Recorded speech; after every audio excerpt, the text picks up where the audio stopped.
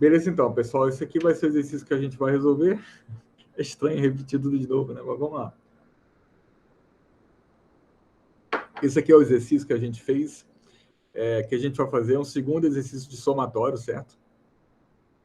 A gente já tinha feito na aula passada esse exercício aqui, né? Que era basicamente a gente identificar aqui, né? Identificar assim a parcela, né? De cada uma desses somatórios aqui, certo? Aí você chegar num valor, né? Que é a soma desses valores todos, né? A gente tinha visto na aula passada que esse somatório aqui era basicamente, né, a gente fazer 2 elevado a zero, que é igual a 1, mais 2 elevado a 1, mais 2 elevado a 2, mais 2 elevado a 3. Então, para a gente calcular aqui um somatório desse, é sempre interessante a gente perceber qual é a regra de mudança aqui, né? Então, assim, como é que esse cara se transforma nesse, se transforma nesse, se transforma nesse. Aqui, basicamente, eu tenho uma somatória, né, de expoentes, onde, na verdade, 2 é a base, e você tem o valor de i como sendo o próprio expoente, certo? A gente viu isso aqui na aula passada, então, assim, o resultado foi isso aqui, né? A ideia aqui era a gente acumular as somas, acumular as somas, onde cada parcela de soma, né, dessa soma aqui, é, na realidade, 2 elevado a i, sendo que i varia de 0 até n-1, certo? Então, basicamente, é isso que a gente fez nessa aula. Aí, agora, a gente vai partir daqui desse outro exercício, certo?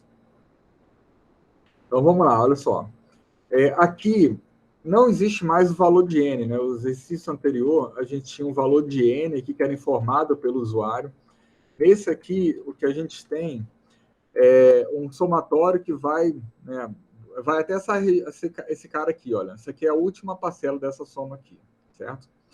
E aí, o que a gente vai precisar fazer? Já que aqui agora a gente tem uma divisão, né, a gente vai precisar estabelecer qual é a regra de mudança do denominador, né, e qual é a regra de mudança do numerador, tá? Como é que a gente faz aqui, como a gente coloca uma regra ali no nosso somatório, lá dentro do nosso while, de forma a gente pegar aqui, né, os valores do numerador e os valores aqui do denominador também, tá?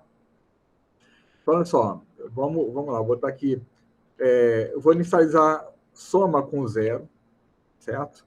Já que esse cara aqui precisa começar vazio com zero antes de eu começar a somar cada uma dessas parcelas aqui, certo?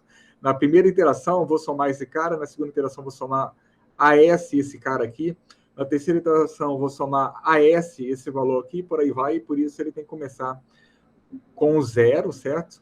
Para que em cada repetição a gente vá somando cada um desses elementos aqui.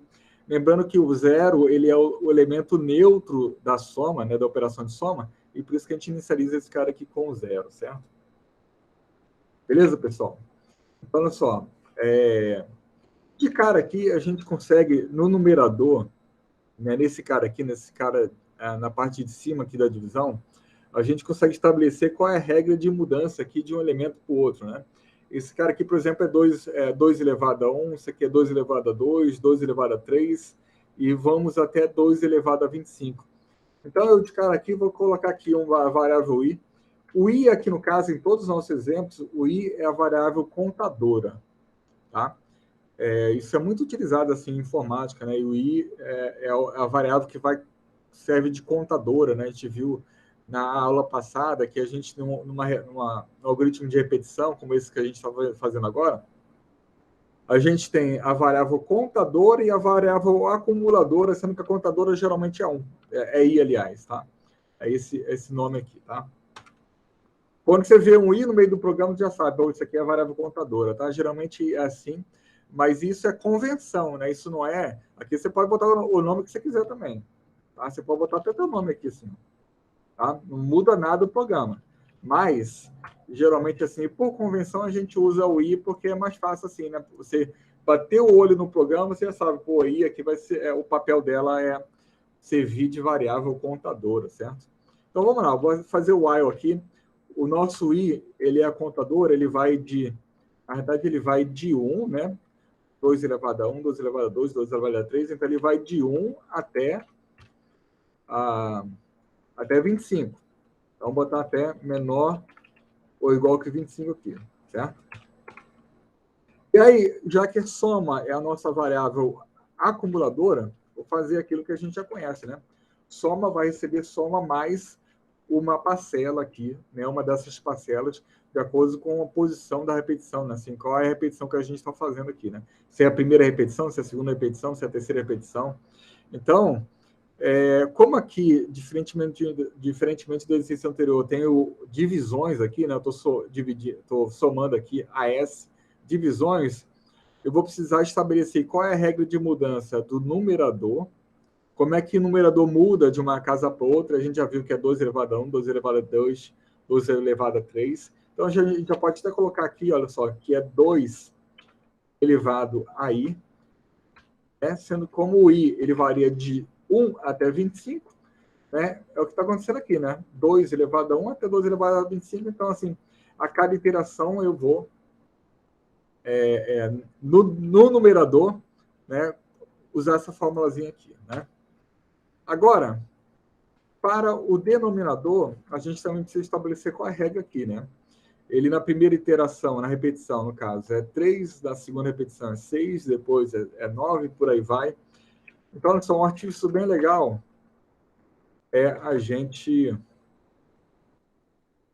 Não sei se está meio robotizado essa aula agora, porque, na verdade, eu acabei de falar tudo isso, né? A gente não estava gravando aqui a aula, agora eu já tinha falado tudo isso aqui, estou repetindo, por isso está meio automático aqui agora, tá? Mas olha só, aqui no denominador, né, a gente tem essas mudanças aqui, de 3 para 6, para 9 e tudo mais. Então, assim, quando o i vai assumir esses valores aqui, né? 1, 2, 3 e 4, né? A cada iteração, começando de i, ele vai até 25. E aí, o denominador dessa divisão aqui, ele é 3, 6, 9, acho que 12, né?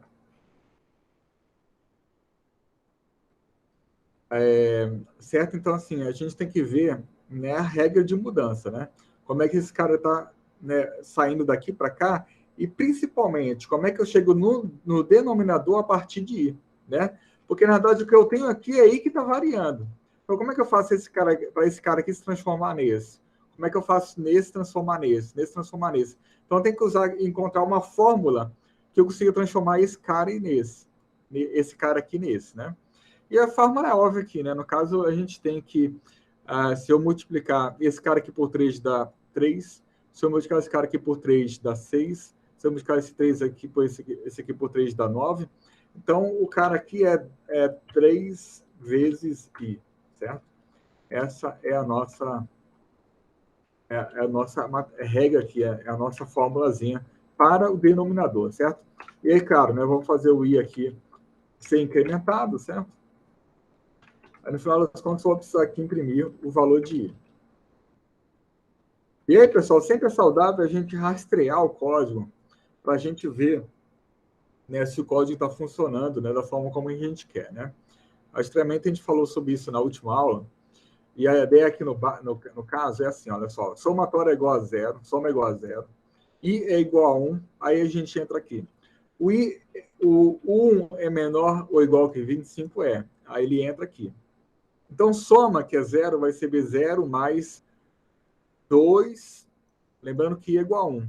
Né? 2 elevado a 1 vai dar 2. E 3 vezes 1 vai dar 3. Então, isso aqui dá 2 terços quando i é igual a 1. E é exatamente essa parcela que a gente tem aqui, ó, 2 terços, certo? Então, beleza. Então, o i vai ser incrementado e passa a ser igual a 2. A gente vem para cá, 2 é menor que 25, menor ou igual que 25? Então, assim, soma, que era 2 terços, né, vai passar a ser 2 terços mais 2 elevado a 2, dividido por 6, que é exatamente esse cara aqui. Certo? Então, assim, soma vai passar, então, a ser 2 terços mais 2 elevado a 2, dividido por 6, certo?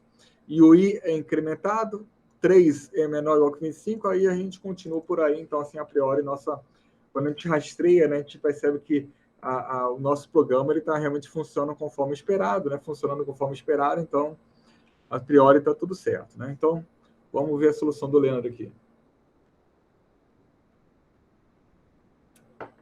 Ó, 2 elevado a i, né? A ideia é sempre a gente chegar nesse cara aqui, né? Se eu tivesse um quadro branco aqui, eu tentaria chegar nessa equação aqui com vocês, mas pelo código funciona bem também. Né? Então, assim, né, aqui o numerador é 2 elevado a i, né? E o denominador é 3 vezes i. Então, beleza. É exatamente como a gente fez aqui, olha só. Tá? Por que eu coloquei parênteses aqui, pessoal? Você vê que eu coloquei parênteses aqui. Por que eu coloquei? Porque eu não lembrava qual é isso aqui. Né? Se é a divisão ou a potenciação. Certo? Pelo jeito que está aqui, é a potenciação. Isso aí, esse cara aqui vai ser executado antes da divisão. Porque se a barra ela tivesse preferência, então o que seria calculado? Né? 3 vezes i, aí você faria i dividido por 3 elevado a i, você vê que já até corta o i com i aqui, e aí depois levar 2 à potência disso. Né?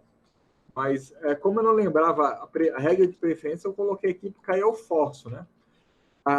Quando eu uso parênteses, a prioridade sempre é executar aquilo que está entre parênteses. Né? O Python vai executar esse cara aqui primeiro. Tá? Depois vai executar isso, aí depois ele vai fazer a divisão. Então, quando a gente não lembra decorado, a gente bota entre parênteses. Quando a gente, na dúvida, bota parênteses que resolve. Mas você não lembra de regra de preferência, tá? Beleza? Então, beleza, pessoal. Eu vou nem rastrear, a gente já sabe que está funcionando mesmo, porque nosso programa está igualzinho esse aqui. Beleza. Problema 7. Bom que agora, né, esse aqui eu já não tinha falado, então já vai ser mais natural, né, aqui, fazer esse exercício com vocês, né? Olha só, isso aqui está mais embolado, olha só. Tem aqui, olha só. Aqui a gente tem um sinal aqui, tá vendo? Esse sinal aqui é positivo, ó, nesse 1 aqui, depois vira negativo, depois positivo, depois negativo, positivo. Então vamos ver como é que a gente faz aqui para resolver isso. A gente tem duas formas de resolver isso e não sei qual que o Leandro usou nos slides, mas vamos usar uma delas aqui. Então, olha só. Aqui no caso, a gente vai precisar ler um valor de n, né? Aqui no caso, olha só, essa formulazinha aqui é uma aproximação para a variável π, tá? Então, assim, quanto maior o valor de n, mais próximo, né, esse somatório aqui, né, associado a essa fórmula, vai chegar no valor de π, tá? Vamos ver se chega mesmo, tá?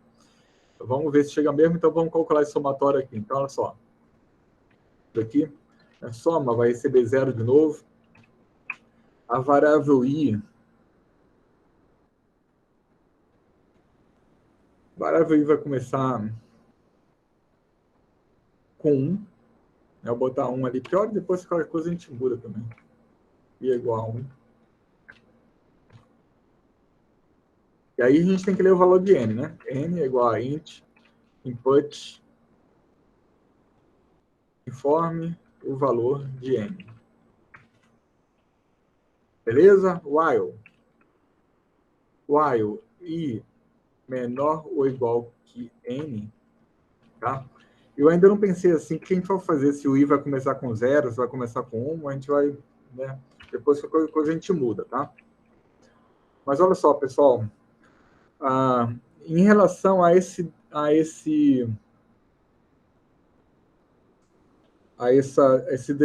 mudança de sinal aí, olha só o que eu vou fazer, olha só.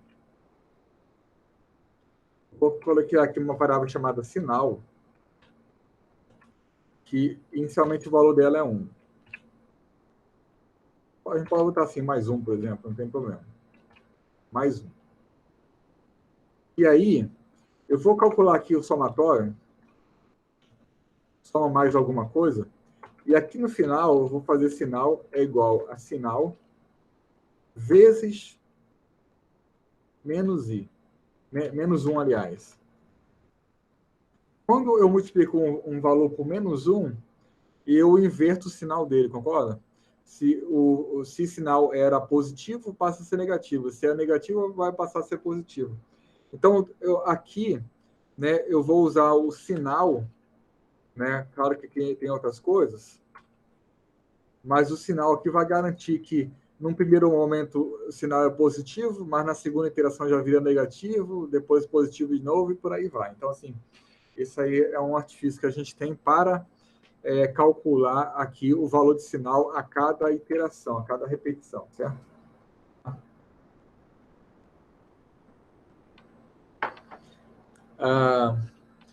Na verdade, a gente não precisa nem colocar sinal aqui, né? Eu vou até mudar, assim, não vou nem botar sinal, porque, olha só, o numerador aqui é sempre 1, tá vendo? Ó? 1 menos 1, 1 menos 1, 1 menos 1. Então, olha só, na verdade, eu vou chamar esse cara aqui de denominador. Aliás, numerador, né? Numerador. O numerador, ele começa com 1, e depois eu troco, né, ele por outra coisa. Então, assim, já chegamos no numerador. Então, beleza, já temos o numerador já. Ele começa com 1, depois vai para menos 1, né, e por aí vai. Então, já chegamos aqui no numerador, certo? A gente só precisa aqui agora descobrir qual é a regra do denominador, certo? Tá? O numerador aqui já está tudo certo. O denominador é 3 elevado... na verdade, sim, aqui é 1 elevado a 3, que dá 1. Aqui é 3 elevado a 3, 5 elevado a 3, 7 elevado a 3. Então, qual a regra aqui, pessoal? Olha só, vamos lá fazer isso aqui, olha só. Ó, o I, ele é 1, 2, 3 e 4. E o denominador, ele vai ser igual a 1. Aliás, olha só, o denominador não, eu vou só calcular essa base aqui, certo? Vou ignorar o 3 por enquanto. Então, assim, primeiro a gente tem 1, depois 3, depois 5, depois 7. Então, 1, 3, 5, 7. Então, o que eu preciso fazer aqui, pessoal, para transformar o I nesse cara? O I nesse cara aqui. O que a gente pode fazer?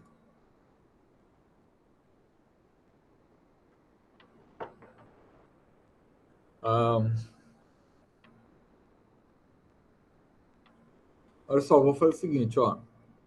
Esse cara que estava começando com 0, com I, aliás... Não, vamos deixar assim, tá. Então, olha só. Esse cara aqui, a gente pode usar nessa fórmula aqui, por exemplo, olha. 2 vezes I menos 1. Porque, olha só, 2 elevado a 2 vezes I dá 2. Menos 1 dá 1. 2 vezes 2 dá 4. Menos 1 dá 3. 2 vezes 3 dá 6. Menos 1 dá 5. Então, essa aqui é a regra da base ali. Vamos botar ela aqui. E aí, a gente ainda vai levar esse cara aqui a 3. Certo? E a gente bota parênteses aqui para garantir. Certo, pessoal? Acho que é isso aí. Certo? Numerador, né? Eu acho que é isso aí. Então, olha só. Aí vamos fazer o print aqui. E o print vai ser isso aqui, né? Soma vezes 32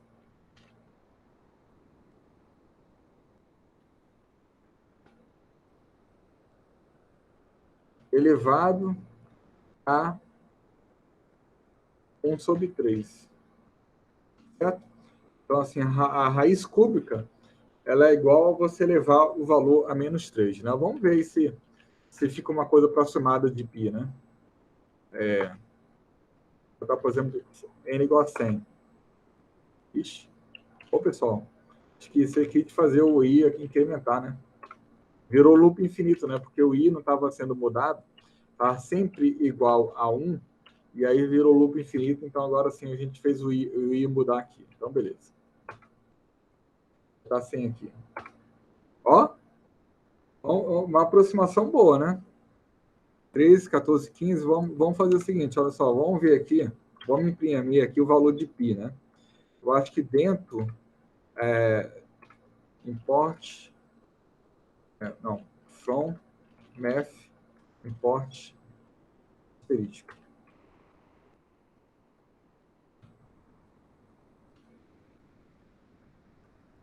Eu acho que tem o valor π, né?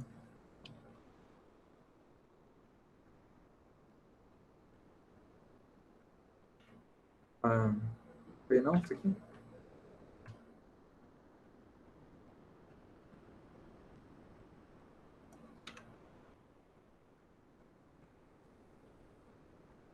Tem tá aqui. Vou botar aqui, 100. Cara, você sabe que assim, como eu trabalho com outras linguagens, também até esqueci aqui como é que é o π. É assim mesmo? Só π, só?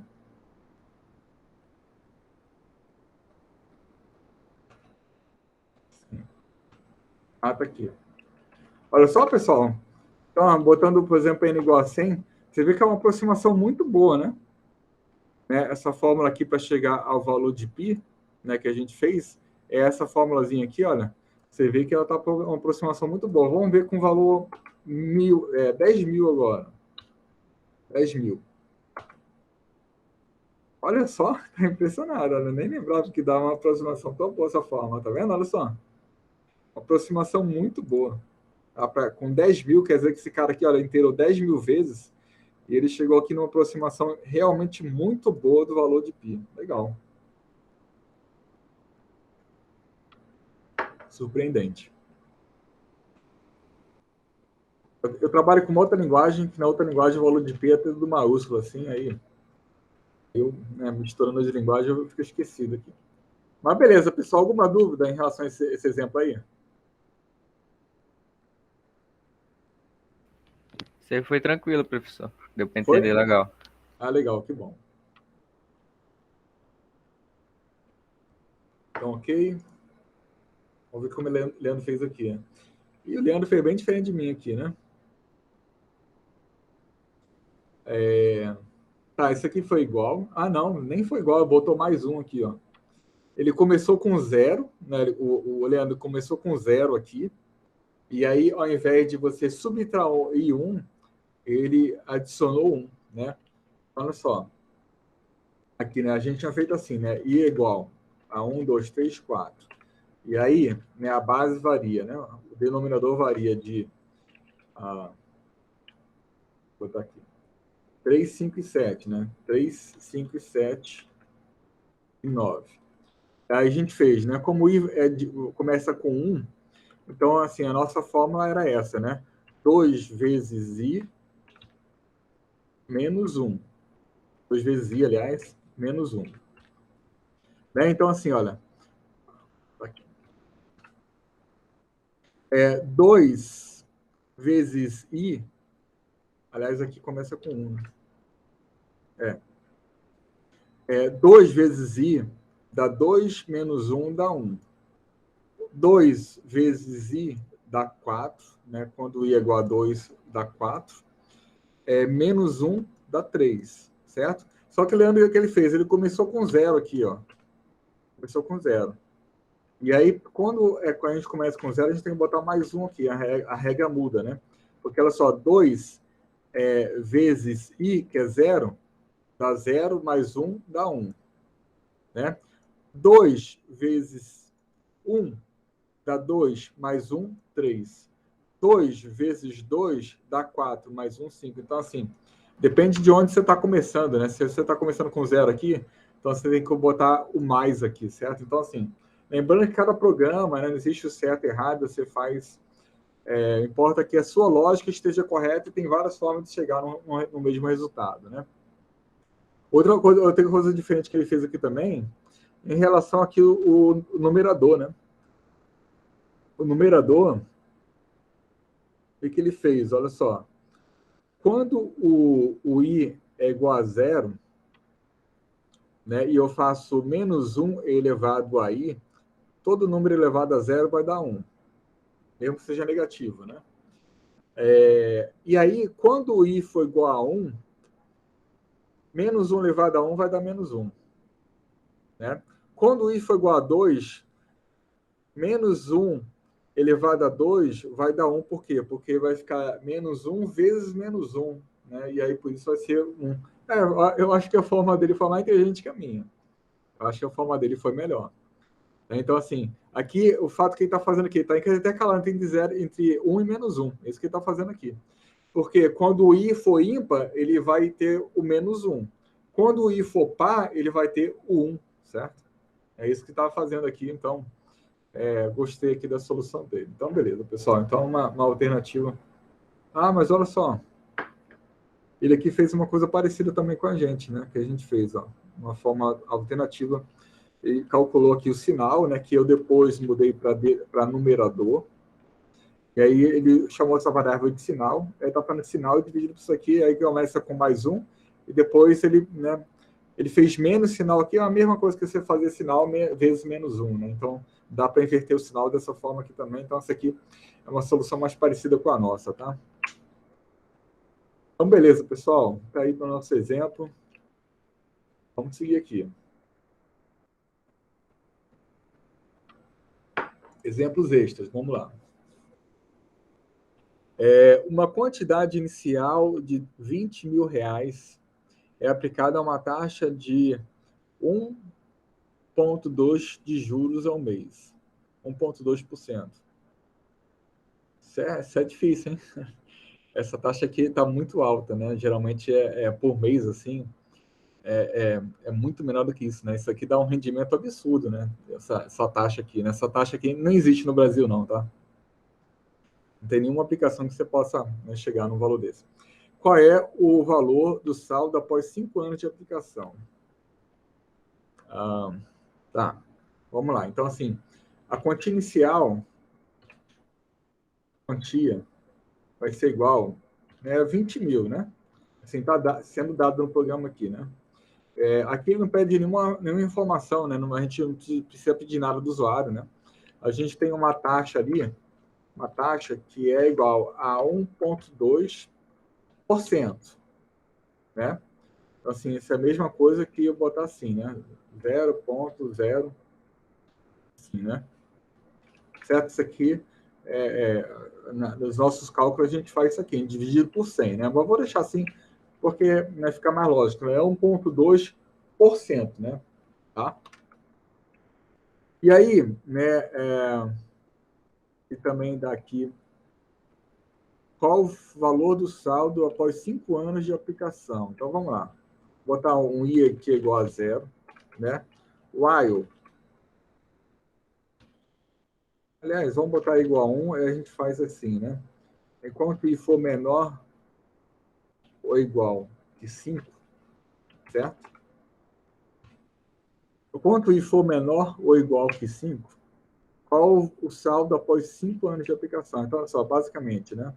Vou fazer quantia, vai receber quantia, mais. Então, olha só, pessoal, a cada... Aliás, isso aqui é ano e é juros por mês, né? Então, na realidade, aqui, né?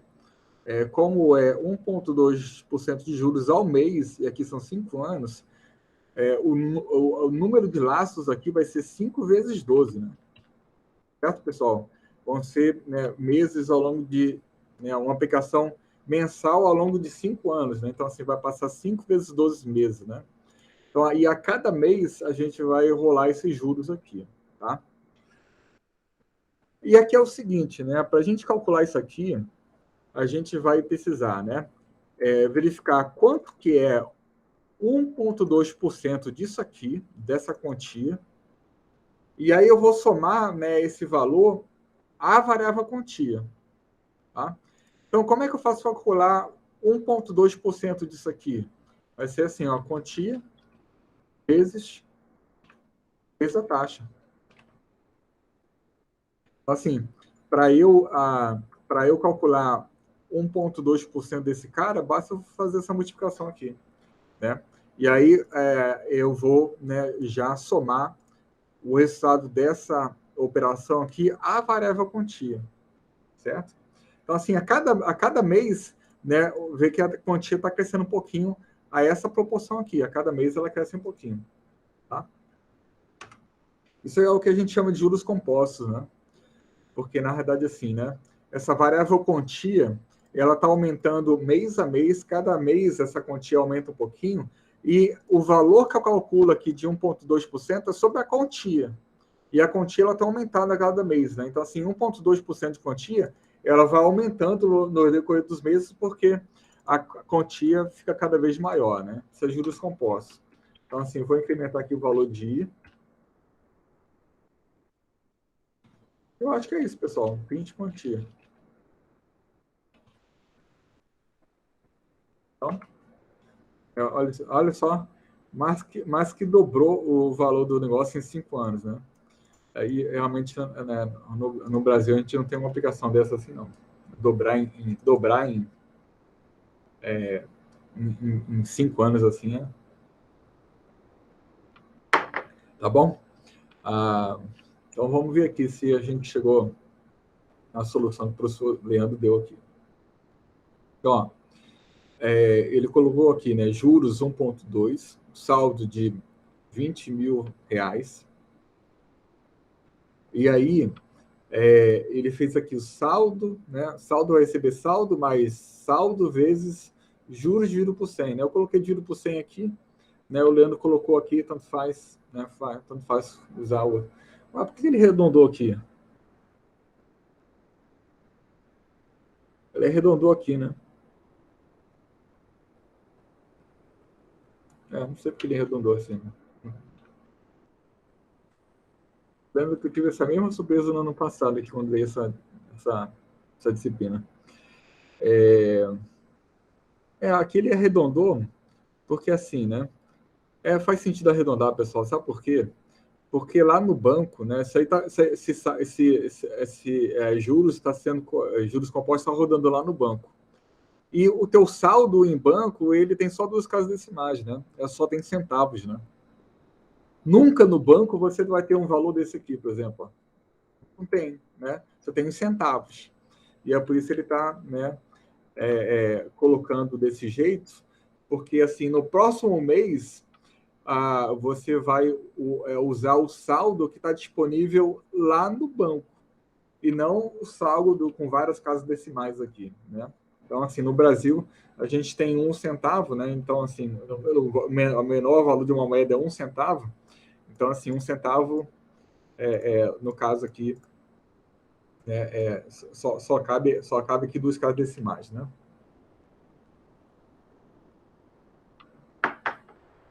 Beleza, pessoal? Então tá. Então, tá aqui, só estava ver esse round aqui, mas beleza. Tá? Seria interessante fazer o round aqui também. Beleza.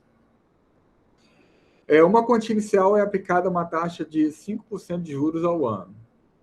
Isso aqui já está melhor, tá vendo? 5% de juros ao ano. Tá bem menor, tá vendo? A outra era 1,2% ao mês, né? Isso aqui dava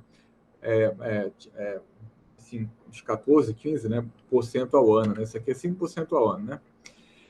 Escreva um programa que leia essa quantia inicial. Tá.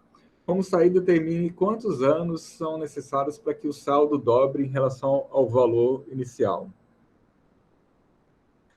Determine quantos anos são necessários para que o saldo dobre em relação ao valor inicial. Então, então a gente vai ler a quantia inicial, né?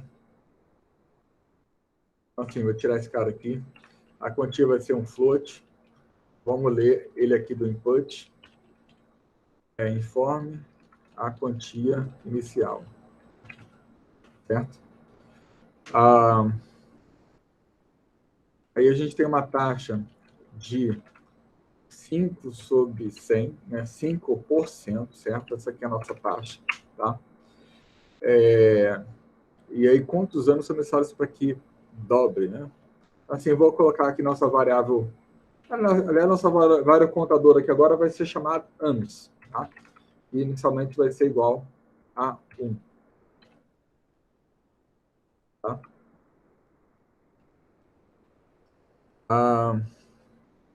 Vai ser igual a 1 aqui. Aí vamos lá, while. Assim, pessoal, a condição aqui é o saldo dobre em relação ao valor inicial. Vou pensar o que eu vou fazer aqui. Olha só, eu vou criar aqui uma variável chamada saldo. que inicialmente vai ser igual a quantia. E aí o somatório eu vou fazer em cima desse saldo aqui. Então, assim, quando o saldo for maior ou igual que 2 vezes a quantia inicial, tá? Então, assim, quantia aqui é a quantia inicial, tá? E aí, no caso, né, aí, enquanto o saldo for menor ou igual, né, que a quantia inicial, eu vou ficar comendo ali, né, para saber quantos anos vai durar esse investimento aqui, né? Tá, pessoal? Então, vamos lá. Né, o saldo vai ser igual a saldo vezes, né, de novo, os juros compostos, vai ser saldo vezes a taxa. Às vezes não, aqui é mais, né? É um acúmulo de somas, né?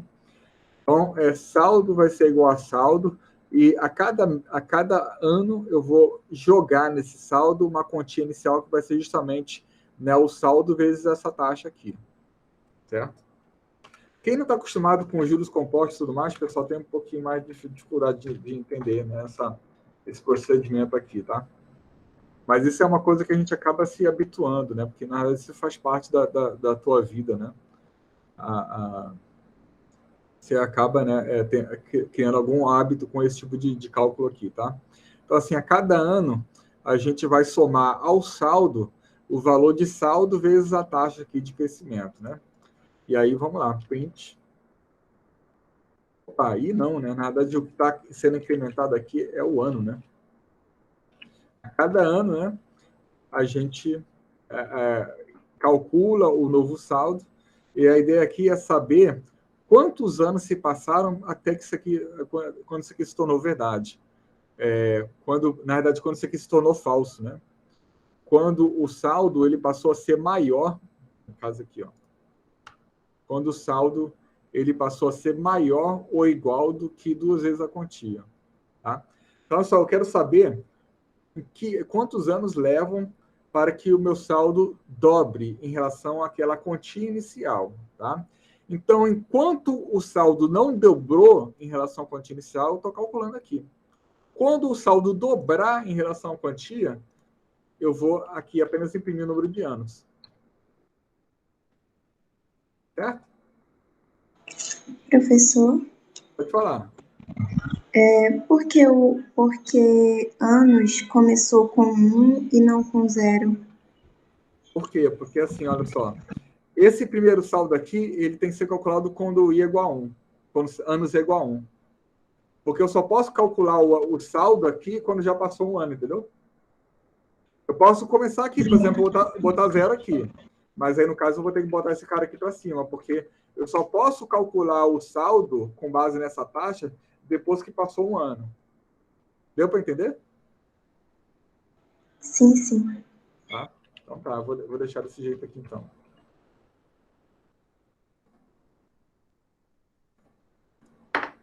Então, quantia inicial, digamos, seja 10 mil reais. Aí vai precisar de 16 anos, tá? Para que dobre, né? Você vê que o outro dobrou em muito menos tempo, né? Beleza, pessoal? Então tá aqui. Ó, né? Então ele inicializou a variável saldo, né, com Q0 que é a quantia inicial, né? E aí, ó, uma coisa, não, esqueci de novo de fazer esse round aqui, mas beleza, né? Isso aqui é detalhe, mas é um detalhe que é importante, tá? Tem que fazer esse round aqui. Mas claro, assim, né, pessoal, isso não está no enunciado, né? Isso aqui era para estar no enunciado e tal, não está? Então, assim, a gente acaba não fazendo, mas claro que no CodeBench está em detalhes lá exatamente o que você precisa fazer, né? E olha só, aqui ele fez t igual a 0, né?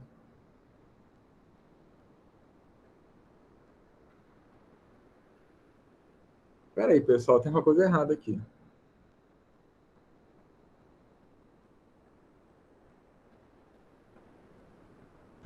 Por isso eu perguntei, professor, que eu estava olhando o slide. Mas Entendi. na questão anterior tem uma mensagenzinha assim: a escolha do valor inicial costuma causar erro. Você não precisa acertar de primeira, teste diferentes valores. Tá vendo? Eu mesmo errei aqui agora, olha só. Eu mesmo errei aqui agora. Faz sentido, pessoal. Sabe por quê? Sabe por quê? Na verdade, assim, né? O que a gente quer aqui é imprimir o valor de número de anos, né? Imprimir o número de anos. Você vê que, assim, o último saldo, ele foi feito, por exemplo, o último saldo, por exemplo, ele foi feito no ano 20, por exemplo. No ano 20 ele calculou isso aqui. Só que no final da iteração, eu ainda só um mais um aqui, tá vendo? Aí vai dar um erro, esse cara aqui vai estar com um a mais. Porque esse cara aqui foi calculado, por exemplo, o ano 20. Mas eu, na verdade, vou imprimir aqui 2021 e não 20. Então faz sentido, tá, pessoal? Então o erro do professor, então é 0 mesmo. Obrigado por ter avisado, tá? Quem falou mesmo aqui? Quem foi que perguntou mesmo? Fui eu, A Yara. Yara, né? Oi, Yara, obrigado, viu? Então assim, eu tinha errado, é 0 mesmo, tá? Por causa desse cara aqui, porque aqui você vai imprimir, né, a quantidade de anos que é resultante aqui desse contador, né? E aqui o fato que ele vai imprimir com mais um aqui, tá? Então começa com 0 mesmo aqui. Então, beleza. Tá vendo, assim, essa é a vantagem, por exemplo, de um sistema como o CodeBench, porque, assim, antes, o que a gente fazia, né, pessoal? Antes, a gente passava uma prova para vocês, assim, escrita mesmo, né? A gente pedia para você criar um programa, né? Na prova mesmo, assim, escrito, né? Assim, a gente passava as provas igual prova comum mesmo. E aí você tinha que, no papel, sem um computador, chegar lá a fórmula lá, né, ao programa. Isso é muito difícil até para quem é professor. É muito fácil você errar, se cometer besteirinhas. Então, assim, é legal você ter a oportunidade de você perceber, assim, de você executar o seu programa no computador, perceber que ele está errado e aí tentar de novo, entendeu? Isso aí é muito estranho você ensinar programação onde as pessoas não podem errar. Né? Isso é estranho, porque na verdade, sim, a gente erra o tempo todo, a gente comete erro. O importante é você chegar ao erro, você tem que chegar ao erro. Né? Mas eu confesso que se eu não tivesse visto lá, se ela não tivesse falado, eu não teria nem visto esse erro, pessoal. Teria batido, seria um programa que estaria errado aí. Em algum momento alguém ia perceber que está errado, tá? Então, assim, erros acontecem, tá? Beleza? Então, vamos lá. Exemplo 3 aqui, verificar o padrão.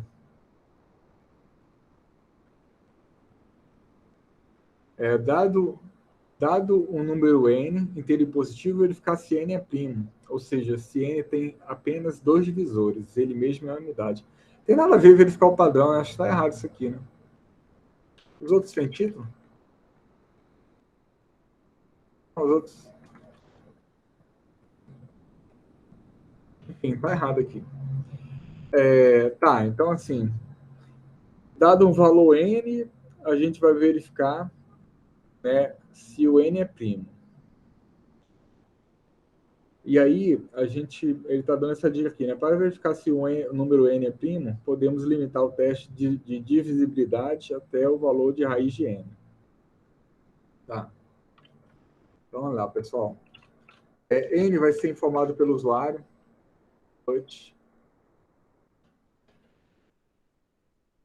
Informe o valor de n.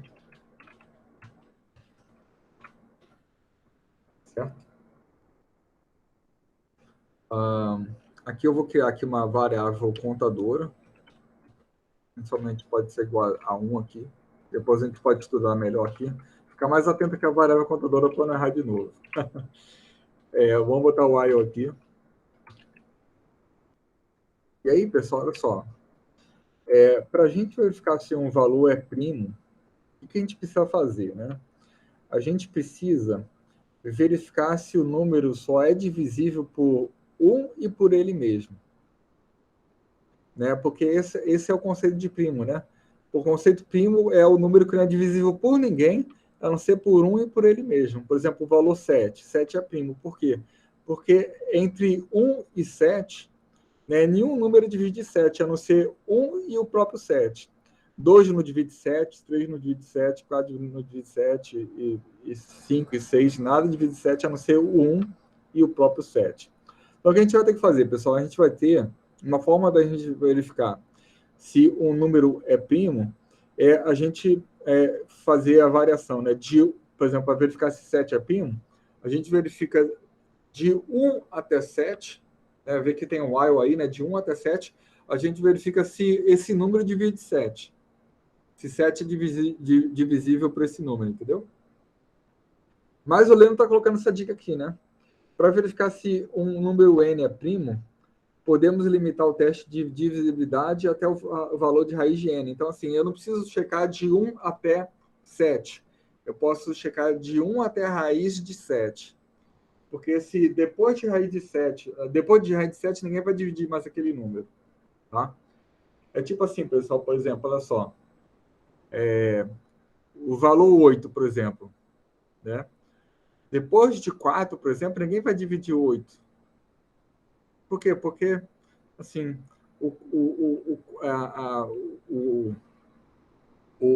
a menor divisão seria com 2, né? Certo? Assim, 5, por exemplo, nunca vai dividir 8, né? Porque 5 já é maior do que a metade de 8, né? Então, assim, além da metade, a gente pode supor que, segundo essa regra aqui, né, teria que comprovar isso de alguma forma, né? Mas o Leandro está colocando essa dica que eu não preciso testar nem até a metade de n. Raiz de n já resolve. Se eu testar até a raiz de n, já resolve. Então, eu vou testar de 1 até a raiz de n. Se um deles dividir o valor, né, de n, além de 1, então eu vou dizer que ele não é primo. Tá? Então, olha só.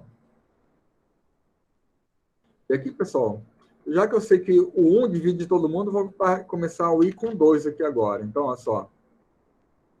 Enquanto o i ele for menor ou igual que a raiz de n é 2 elevado, né? 2 elevado a 1 sobre 2, ou 0,5, que é a raiz de n, certo? Olha só, vê que eu comecei com 2 aqui, para eu não precisar testar com 1, né? Então, eu vou fazer o seguinte, olha, se o valor n, né, informado pelo usuário, o resto da divisão desse cara por i for igual a 0, isso quer dizer que o i divide n, então esse cara aqui não é primo. Esse cara não é primo. Deixa eu pensar aqui na estratégia para resolver isso, pessoal. Pera aí. Como é que eu vou dizer que não é primo?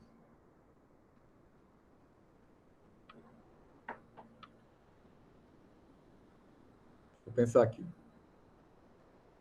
Olha só o que eu vou fazer, ó. Eu vou criar aqui uma variável chamada primo.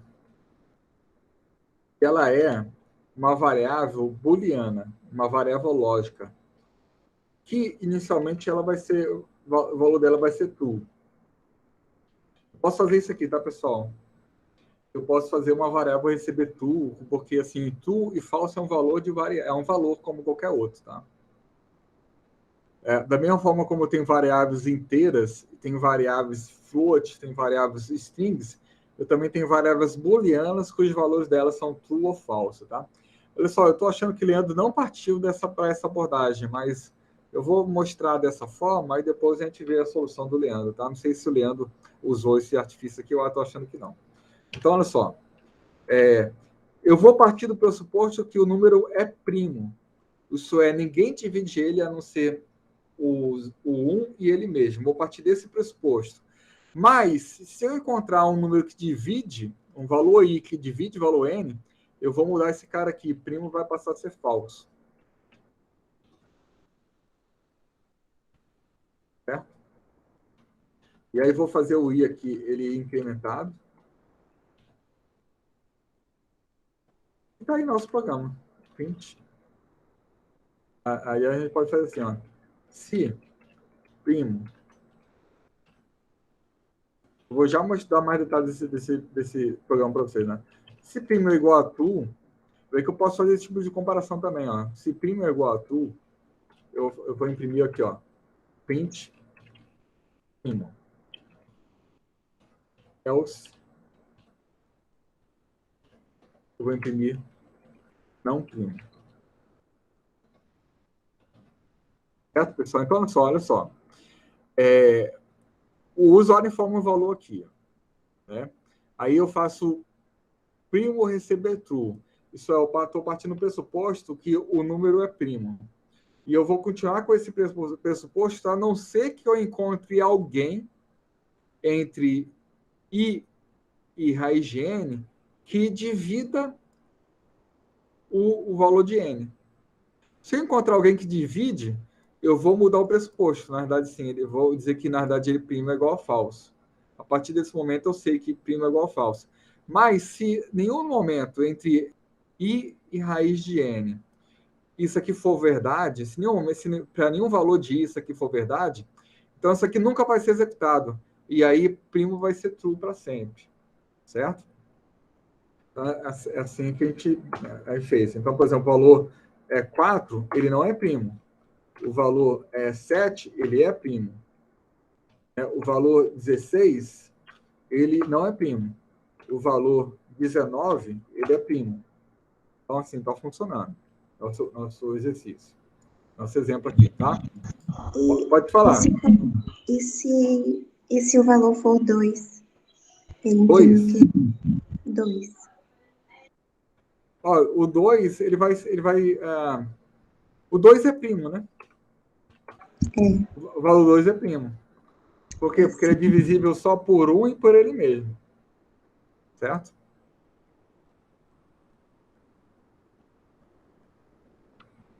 Beleza, pessoal?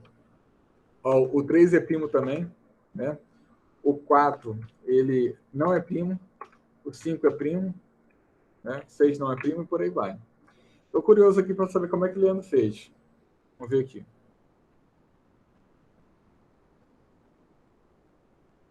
Tá. Você vê que ele utilizou o SQRT, né? Eu,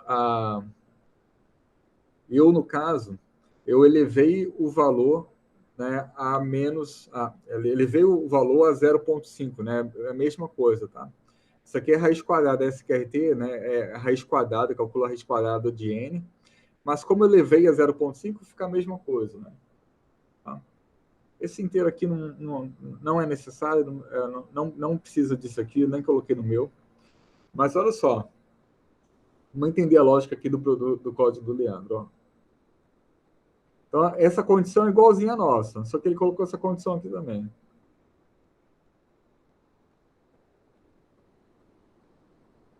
Pessoal, olha só como é que ele fez. Ó. Olha só, que interessante. Ó. Essa condição aqui é igual à nossa, né? Mas ele colocou essa condição adicional aqui. Aqui está errado, né? 1, 2, 3. Não, tá certo. Então, ele colocou essa condição adicional aqui também. Essa condição é a seguinte, olha só. Quando eu encontrar um valor, né, que divide, né, um valor i que divide n, eu vou sair do loop. Porque eu só vou ficar executando enquanto o i não divide n. Então, está diferente aqui, olha. Enquanto o valor de i não divide n, eu vou ficar rodando aqui. Tá? E aí, se no final, né, eu chegar num valor de i, né, que é maior do que esse cara aqui, quer dizer que ele ficou inteirando aqui e em nenhum momento isso aqui foi verdade, porque a hora que isso aqui, na verdade, assim, a hora que isso aqui for falso, né, ele vai sair do loop, e aí, no caso, o valor de i, ele é menor do que isso aqui. Quando o i, né, ele encontra um valor i que é menor do que a raiz de n, né, isso aqui vai dar falso, aí ele vai sair do loop, tá? Então, é por isso que ele está comparando aqui, né? Se ele vai verificar. Vem cá, o i, ele é maior do que esse cara, porque se for maior do que esse cara, quer dizer que isso aqui sempre foi verdade. Isso em nenhum momento eu encontrei um valor primo, aliás, um valor que divide, né, o n, né? Tá? Eu não sei assim qual que é a melhor solução, pessoal. Eu particularmente, como é a minha solução, eu prefiro ela, mas assim, vocês podem preferir essa aqui também, né? Mas assim, é uma abordagem alternativa, né? Mas essa aqui eu achei mais confuso, mais difícil de chegar, né? Eu, por exemplo, eu dificilmente chegaria numa solução dessa aqui, né? Eu faria de uma forma diferente, tá? Mas vocês entenderam aqui, quando o i ele divide n, isso aqui dá falso, ele sai do loop, e o i ele não chegou a ser igual a esse cara aqui, né? Por isso esse cara aqui vai dar falso, e aí ele vai imprimir como não primo. Tá? Beleza, pessoal? Então, vamos lá partir o próximo aqui. São 11h10 já. Vamos lá, Fibonacci. Em uma sequência de números inteiros que começa de zero, não, que começa por 0 e 1, cada termo subsequente corresponde à soma dos dois números anteriores. Desculpa, pessoal, na verdade, sim. A sequência de Fibonacci é uma sequência de números inteiros que começa por 0 e 1. Né? E aí, nessa sequência, cada termo subsequente ele corresponde à soma dos dois anteriores. Então, por exemplo, olha só. Aqui, olha. 0, 1 são os dois primeiros. A qual é o terceiro termo? O terceiro termo vai ser igual a 0 mais 1, vai ser igual a 1. Qual vai ser o quarto termo? Vai ser igual a 1 mais 1, vai passar a ser igual a 2. Qual é o próximo termo? Vai ser igual a 1 mais 2, vai passar a ser igual a 3. Qual é o próximo? Vai ser 3 mais 2, vai ser 5. O próximo, 3 mais 5, vai ser igual a 8 e por aí vai. 8. E por aí vai, tá? Essa é a sequência de Fibonacci, certo? E ele quer...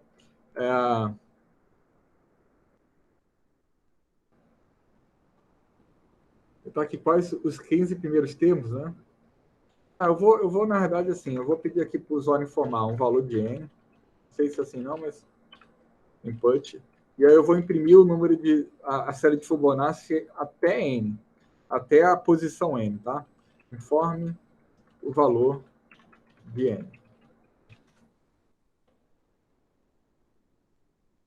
Beleza, pessoal?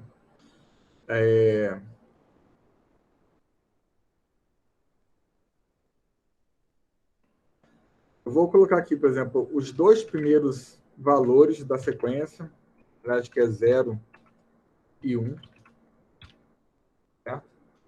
E vou ter aqui também uma variável i, que vai ser a variável contadora.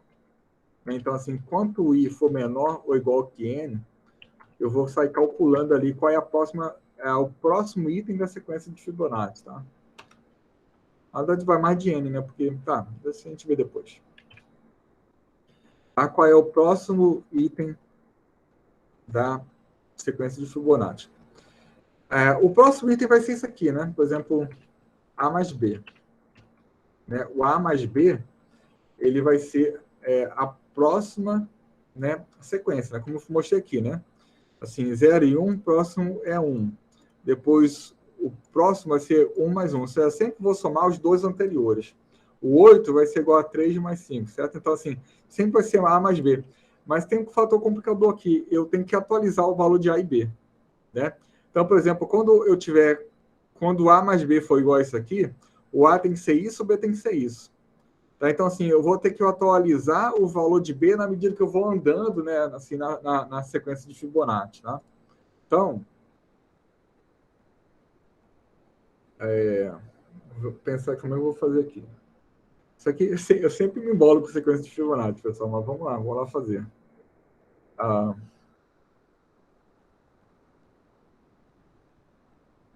Olha só, eu vou fazer o seguinte, ó, eu vou usar aqui uma variável auxiliar, que vai receber A mais B, certo? A mais B. Vocês entenderam a ideia, né, pessoal? Assim, por exemplo, a hora que eu quiser calcular aqui o valor de 3, o A e B tem que ser esse cara. Então, assim, primeiro o A e B é isso aqui, olha. Depois o A e B passa a ser esses dois caras. Depois o A e B passa a ser esses dois. Depois o A e B esses dois. Depois o A e B vai andando, tá? Então, assim, você vê que, na verdade, assim, o B, que é o cara que vai depois do A, na próxima iteração ele vai receber o valor A vai passar a ser igual a B. O A vai andar uma casa, né? Porque assim, antes o A era esse, aí depois ele passa a ser igual a esse, depois ele passa a ser igual a esse, depois ele passa a ser igual a esse. Então assim, o A ele vai sendo passado para a próxima casa. Como o B ele é o cara que vem depois do A, então faça assim, olha, tá? A recebe B. E aí, como é que a gente atualiza o valor de B aqui?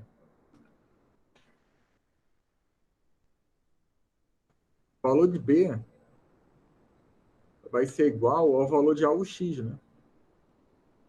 Certo? Assim, Não, o valor de AUX. O valor de AUX. Porque, assim, o valor, né, de um elemento aqui é sempre igual aos dois anteriores. E A e B eram os dois anteriores, né? Tá? Então, assim, é isso, né? Então, assim, aqui seria A recebe B, esse é o próximo elemento, e B recebe AUX, que é A mais B, tá? E aí vamos ver aqui, vamos imprimir aqui o valor de AUX.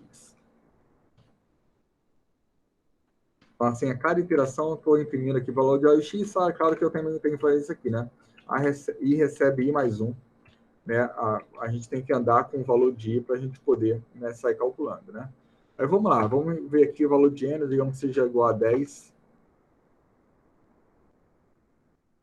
Tá aí, olha só, está imprimindo aqui, ó. 3 é igual a 2 mais 1, 5 é igual a 3 mais 2, 8 é igual a 5 mais 3, 3 é igual a 8 mais 5, tá aí, pessoal. Então tá aí. Tá? Por que a gente não fez direto assim, pessoal? Por exemplo, assim, olha, por que eu usei o AUX aqui? Porque, olha só, se eu fizesse assim, olha só. Se eu fizesse assim, o A recebe B. Isso eu já atualizei o valor de B aqui, de A, né, com o valor de B. E aí, B, eu estou utilizando o valor atualizado de A mais B. Assim, como A é igual a B, isso aqui vai ficar 2 vezes B. Né? Então, assim, eu fiz isso aqui para a gente salvar o valor dessa soma aqui, para a gente já ter aqui o resultado, né, que seria o valor de B aqui. Tá? Eu poderia ter feito o backup só de B, de A, mas, assim, aqui uma solução, né, boa para isso, tá? Uma opção que a gente tem aqui, pessoal, é usar aqui o CEP, né? O CEP, aliás, o END aqui no caso. Estou vendo assim que depois do print, ele sempre imprime aqui uma nova linha, né? Está colocando debaixo do outro. Quer dizer que assim, ele sempre vai imprimir o 1 e aí vai imprimir a nova linha para ele passar para o próximo número e para outra linha, né? Mas se você botar o END aqui, essa variável END aqui, desse jeito, por exemplo, com espaço, então depois do 1, ele não vai colocar uma nova linha, ele vai imprimir um espaço aqui, depois do 1. E sempre que ele vai imprimir o AUX, ele vai imprimir um espaço e não uma nova linha. Então fica melhor assim, quer ver? Ó? Vou botar 10 aqui agora. Vai imprimir um do lado do outro, tá vendo? A sequência ficou um do lado do outro. Aqui também é legal a gente imprimir, por exemplo, o valor de A e o valor de B, para a gente ter nossa sequência completa, né? Bom, então aqui, ó, 10. Quero que agora eu passei... Opa! Botar assim, A, vírgula B. E aqui a gente bota o END igual, né, a espaço. Agora, olha só, agora a sequência está certinho, ó. Tá, pessoal? Então, assim, esse END aqui, ele representa o que você vai imprimir depois do A e B. Se eu botar, por exemplo, aqui, olha, por exemplo, o cerquilha, por exemplo, ele vai fazer cerquilha. Ele, depois de imprimir, ele vai imprimir o cerquilha. Tá vendo? Então, é uma dica interessante que ele botou espaço, por causa dessa vírgula aqui. Mas é uma dica interessante, tá vendo? Você definir aqui que vai imprimir depois de ter impresso o número, tá? Por isso que é o END, né? Depois do final aqui da impressão, ele vai imprimir o cerquilha, tá? Dúvidas, pessoal? Como é que tá aí para vocês? Tudo certo? Tudo certo, professor. Tá bom. Então tá aqui. Ele fez diferente de mim, tá vendo? Fez aqui o tempo igual a A. Depois o A igual a B. Né? E fez diferente de mim aqui. Mas, enfim, as duas formas resolvem aqui bem. Né? Eu fiz o backup só de uma variável. Faz mais sentido, né? Porque, na verdade, assim, aqui eu estou alterando o A. Então, eu vou fazer o backup do A antes dessa alteração. E depois eu faço o B, vai receber o novo valor de A, né? O valor anterior o novo valor de A, mais o valor antigo de A. Né? Então beleza. Então, é uma solução também. Aqui ele fez o final até 15, né? Eu fiz diferente. Eu pedi aqui para o usuário informar o valor de N, mas o algoritmo é igual.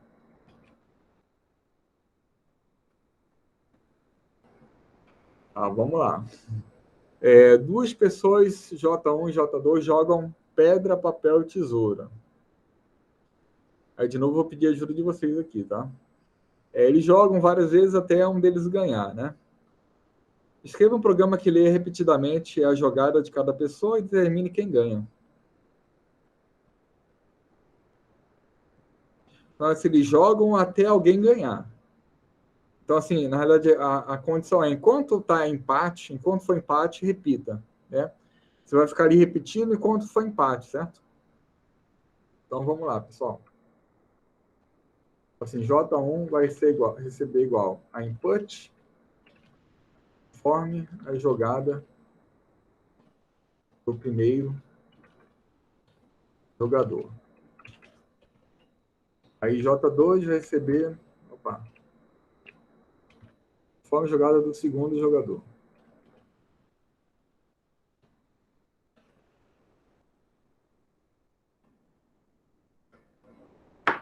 Aí, olha só.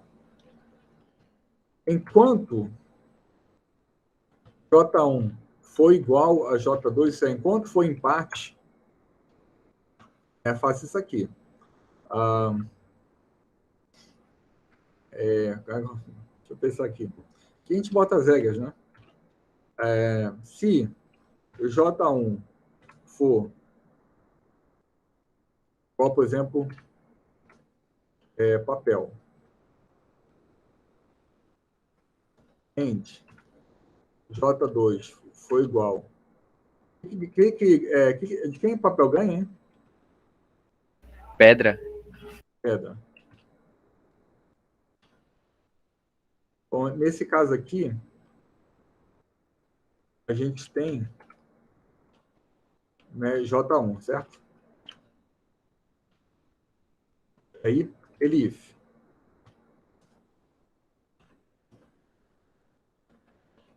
Se J1 for igual a pedra,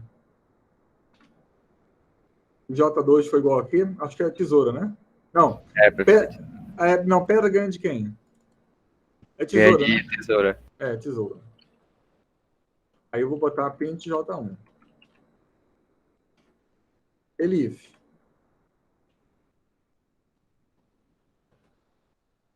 Se esse cara aqui é igual a tesoura, a tesoura ganha de quem? Do papel, né?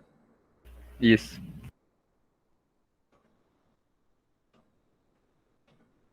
Else print J2. Não, else não, né?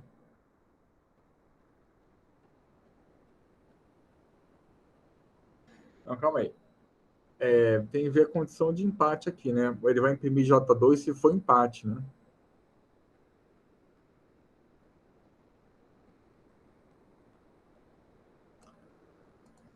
Não, tá errado. Peraí. Ele vai imprimir J2 se for... Se bem que não, né? Se...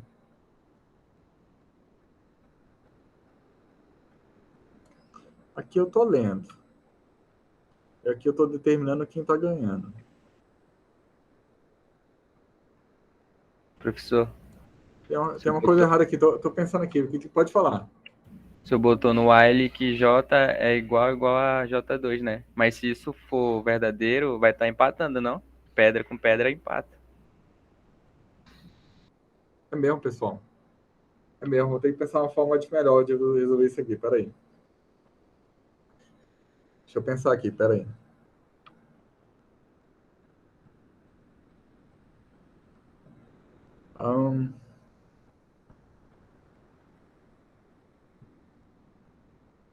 Eu não posso ler aqui fora, né? Eu tenho que ler dentro, porque a condição tem que ser essa. A condição tem que ser essa. Então, eu não posso ler aqui fora. Eu tenho que ler aqui dentro. Isso quer dizer que eu vou ter que inicializar aqui J1, por exemplo, sei lá, com a variável A, o valor A. E aí J2 com variável A também. E aí, no caso, o valor A, aliás. Aí ele vai entrar aqui, olha só. Isso aqui vai ser sempre true, aí ele vai entrar no loop. Né? E aí, J1 aqui vai ler o valor de J1, vai ler o valor de J2.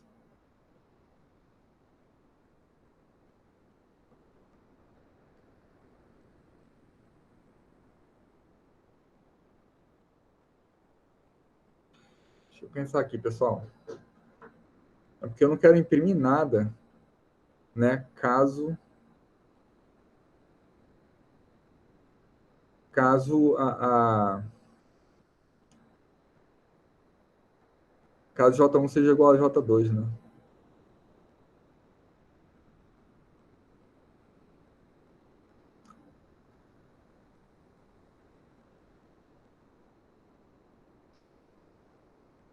Ele está imprimindo J1.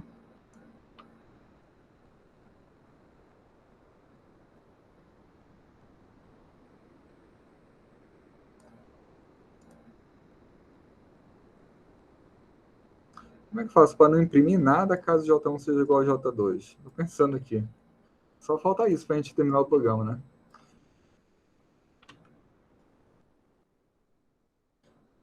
Então, na verdade, a gente pode fazer o seguinte, na verdade, sim, né?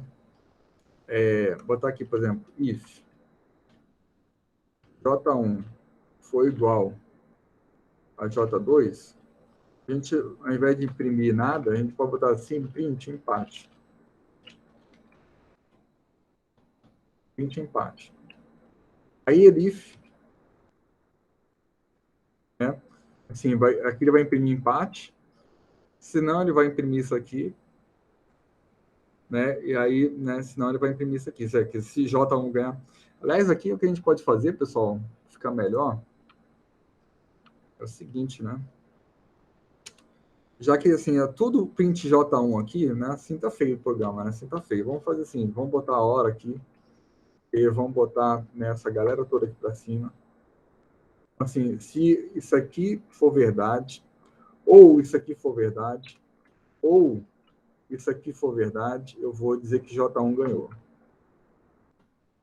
Ó, ficou melhor agora. Então, isso aqui eu vou imprimir empate, isso aqui eu vou dizer que J1 ganhou, né? E aí, se J1, se for empate, ele vai repetir tudo de novo aqui. Acho que está aí, né? Acho que está aí a solução do nosso programa. Tá? Acho que está aí.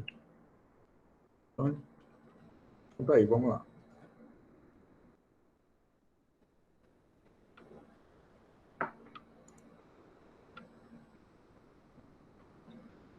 Tá, olha só, ele colocou valores iniciais aqui também, né? Pedra, né? Eu botei A. Eu acho que fica melhor mesmo, né? Colocar A ali, porque. Aliás, colocar pedra, porque é um valor válido aqui para o problema, né? Mas, enfim, isso aqui resolve também, né? Aí ele está lendo aqui o valor de J1 e J2, ele teve esse cuidado aqui de converter tudo para minúsculo, isso é interessante também. Não, mas está errado esse programa aqui, não tá, pessoal? Não vai imprimir empate, não vai imprimir J2 caso dê empate? Vocês concordam comigo? Ou eu não estou vendo alguma coisa aqui? Se der empate, ele vai imprimir J2, não é?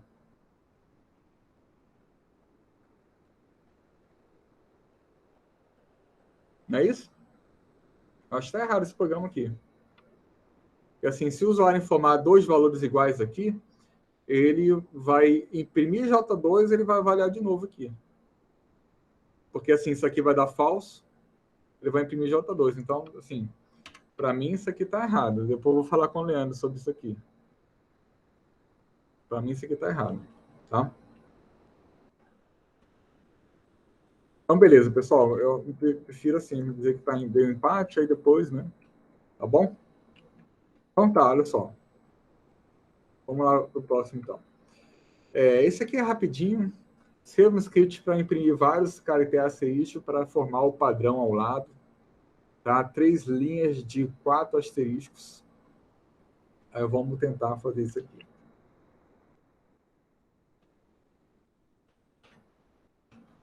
Ah, 3 linhas de 4 asteriscos, né? A gente pode chegar começando com i logo aqui. Também que tem que começar aqui uma variável i, né? Só vai... pessoal, aqui a gente vai precisar colocar um loop dentro do outro loop, né?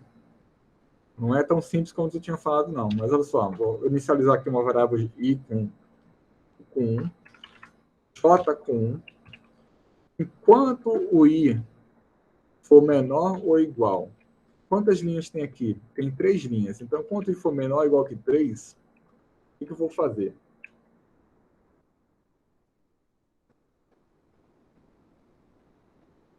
Pessoal, uma solução que a gente tem é isso aqui, né? Olha só. 20, e aí, no caso, 1, 2, 3, 4. E já resolve bem o problema, não é? Opa, falta incrementar o i aqui.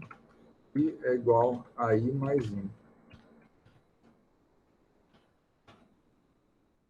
Pessoal, a gente resolveu, né? Já assim já resolve, né? Mas eu não sei se o Leandro quer assim, não. Será que ele quer assim? Não, ele quer com 2 loop mesmo. Tá 2 loop ali, ó. Tá vendo? Um loop do outro, tá vendo? Então vamos fazer dessa forma aí, com 2 loops. Tá.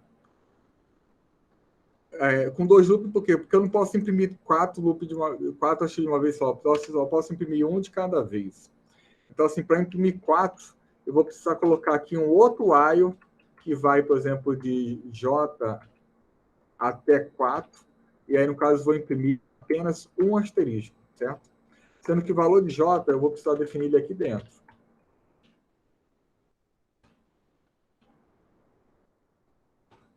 Certo, pessoal? Falta uma coisinha aqui ainda. Então, olha só. A gente quer imprimir 3 linhas. Cada linha vai ser impressa por um while.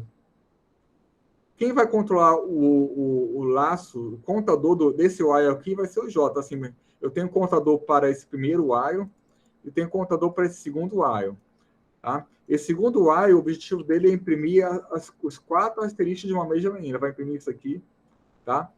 E aí, depois que ele imprimir esse cara aqui, aí ele vai para o segundo, né, para a segunda iteração desse while aqui. Aí ele vai imprimir aqui de novo 4 asteriscos. Aí aqui ele vai imprimir a terceira linha, vai imprimir de novo 4 asteriscos. Deu para entender, pessoal? A gente vai rastrear esse código aqui já já. Aqui também eu vou precisar incrementar, né, o valor de J aqui, né? J vai receber J mais 1. Né? Aqui está as interações relacionadas com J, né? E aqui as interações relacionadas com o I. Certo? Acho que está certo. Um detalhe, né? Para eu vou ter que usar aquele cara ali, né? Assim, para eu não imprimir aqui uma nova linha depois de cada asterisco, eu vou ter que colocar aqui um end, né? End é igual a nada, para ele colocar um asterisco após o outro. Você não vai imprimir nada depois do asterisco, tá? Mesmo assim, depois que ele imprimir, do jeito que está até agora, pessoal, ele vai colocar tudo numa linha só, olha só. Opa, não salvei, né? Colocar tudo numa linha só, tá vendo? Por quê? Porque o end aqui, né, sempre depois do asterisco, ele não vai colocar nada, nenhuma nova linha. E é por isso, aqui eu vou imprimir uma coisa vazia, para aqui ele colocar uma nova linha depois de ter impresso aqui, né, os 4 asteriscos de uma dada linha. Então, ó, agora está do jeito que a gente quer, tá? Vamos lá, pessoal, vou repetir aqui para ficar mais claro, tá? Então, assim, olha só, o objetivo desse I aqui, desse loop mais externo aqui, é imprimir as 3 linhas, né? 1, 2, 3 linhas. Como são 3 linhas, eu preciso de um loop que repete 3 vezes. Mas dentro de cada linha, a gente tem 4 asteriscos. Então, eu vou precisar de um loop para imprimir cada asterisco, certo? Então, assim, o loop que vai ser responsável por imprimir cada asterisco vai ser esse cara aqui, olha só. Tá? 4 asteriscos, certinho. Né? Eu começo com 1 aqui e vai até 4. Certo?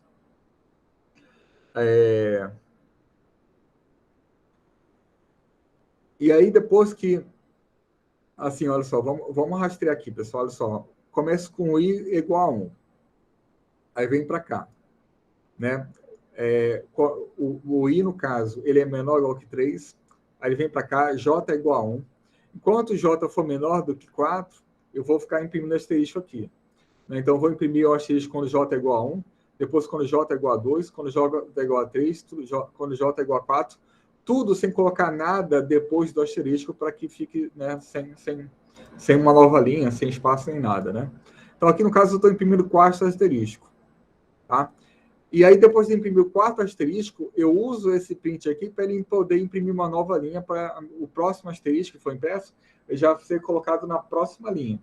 Incrementa o valor de I, o I determina aqui a linha que eu estou imprimindo, né? Então, quando o I era igual a 1, eu estava imprimindo essa linha, agora eu vou passar a imprimir essa segunda linha. Então, o I aqui passa a ser igual a 2, após esse incremento aqui.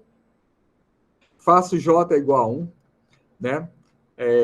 E aí aqui no caso, o I, que é 2, é menor que 3, então ele entra aqui, né? Faço J igual a 1, e aqui ele vai fazer J variar de 1 até 4, e para cada valor de J ele vai imprimir um asterisco, que vai ser esses 4 asteriscos aqui. Né? Aí ele vai imprimir uma nova linha, o I vai ser incrementado, vai passar a ser igual a 3, certo? Então, basicamente, essa é a ideia, tá? Então, assim, a gente está aqui, a primeira vez que a gente fez um loop dentro do outro, e isso é uma coisa que é muito comum, tá? Aqui em programação, tá? A gente colocar um loop dentro do outro. Às vezes a gente pode chamar esse tipo de programa de quadrático, tá? Assim, não vou nem entrar nesses detalhes, mas isso aqui é muito comum, tá? Você ter um loop, né, um while dentro do outro, tá? Beleza. Então tá aqui, exatamente, né, a solução que a gente deu aqui para o problema, tá? Por que, pessoal, que eu coloquei o J1 aqui dentro e não aqui fora? Olha só. Eu não fiz assim. Vamos ver como é que o programa se comporta assim. Imprimiu só isso. Por que ele imprimiu só isso? Porque na hora que eu estou incrementando aqui o J, né? Vamos rastrear aqui, olha só. I é igual a 1 e J é igual a 1. Ele entra aqui porque 1 é menor que 3, aí ele faz aqui, né? Enquanto o J for menor que 4, eu vou aqui ficar acrescentando, incrementando o J vai passar a ser igual a 2, depois 3, depois 4. Aí ele vem para cá, né? Sai do loop, imprime os 4 asteriscos, vem para cá, o I passa a ser igual a 2, aí né, 2 é menor que 3, mais 4, J era igual a 4. Aliás, J era igual a 5, né? Porque na verdade está menor ou igual a 4 aqui, né? J era igual a 5, então ele nem entra aqui. Ele nem vai entrar aqui. Então, ele só vai imprimir aqui uma nova linha por causa desse print aqui, tá? E é por isso que o J ele tem que ser zerado aqui, né? Inicializado de novo com igual a 1 para ele poder imprimir, né, os 4 asteriscos, tá? Beleza? Escreva um script para imprimir vários caracteres asterísticos para formar o padrão ao lado. 4 linhas de 3 asteriscos. Qual é a pegadinha aqui?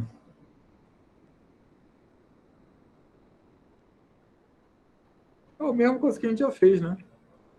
Tem que trocar aqui onde era 4, 3 bota 4, onde era 4, bota 3, né? É isso? Já resolve? 4 linhas de 3 caracteres. Deixa eu ver se ele fez. Não pode ter feito diferente. Entendi, não. Não tem muita diferença entre um exercício e outro, né? Isso aqui não estava no ano passado, não. Não estava assim, não. Acho que o pessoal mudou. Então é isso, pessoal. Chegamos aqui no final, né, dos exemplos. Alguém tem alguma dúvida?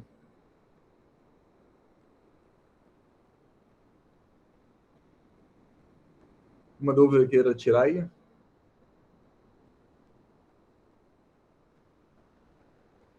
Não, tudo certo? Tá tranquilo, professor. Tranquilo, né? Tá bom. Então tá, pessoal. Então, beleza. Na próxima semana a gente vai fazer os laboratórios, né? Na segunda-feira eu vou estar aqui para tirar dúvidas da lista, na quarta também. Aí na outra a gente já começa aqui, né, o próximo módulo, tá? Então a gente se vê aí na próxima segunda-feira, certo? Certo. Bom dia, professor. Bom dia para vocês aí, viu? Um abraço. Tchau, tchau. Bom dia. Bom dia, bom dia.